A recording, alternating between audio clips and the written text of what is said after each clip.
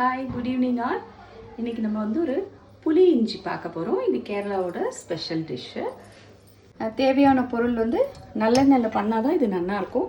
So நல்லெண்ணெய் சுட பண்ணிவிட்டு கொஞ்சம் கடுகு,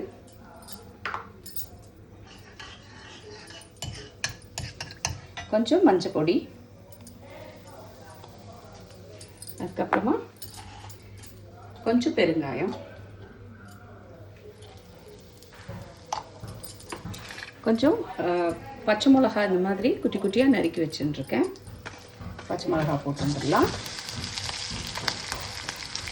போட்டு கொஞ்சம் நல்லா வதங்கினதுக்கப்புறமா இஞ்சியை இது மாதிரி நல்லா தோல் நல்லா சீவிட்டு அதுக்கப்புறமா மிக்சியில் போட்டு கொஞ்சம் அரைச்ச மாதிரி கொஞ்சம் பண்ணி வச்சுட்டுருக்கேன்.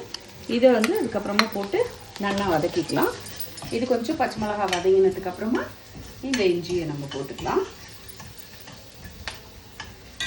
அப்புறம் பார்த்தீங்கன்னா தேவையான அளவுக்கு கொஞ்சமாக காரப்பொடி எடுத்து வச்சுட்டுருக்கேன், உப்பு, அப்புறம் புளியை வந்து நல்லா நனைச்சிட்டு ஊற பண்ணதுக்கப்புறமா கரைச்சி வடிகட்டி எடுத்து வச்சுட்டுருக்கேன்.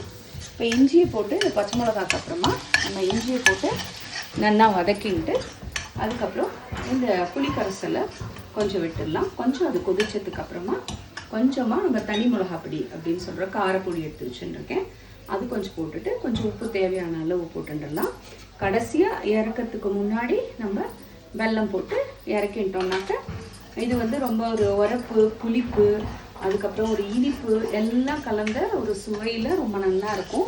இதில் தேவை உங்களுக்கு அப்படின்னாக்கா கொஞ்சம் வெந்தயம் நீங்கள் பொடி பண்ணி ஆட் பண்ணிக்கலாம். தேவை அப்படின்னா மாத்திரம் கொஞ்சம் ஆட் பண்ணிக்கலாம். இது தயிர் சாதத்துக்கு ரொம்ப நல்லா இருக்கும். இது ஒரு ரொம்ப எல்லா ஒரு சுவையும் சேர்ந்த ஒரு கலவையாக இருக்கும். ட்ரை பண்ணி பாருங்க. பாய்.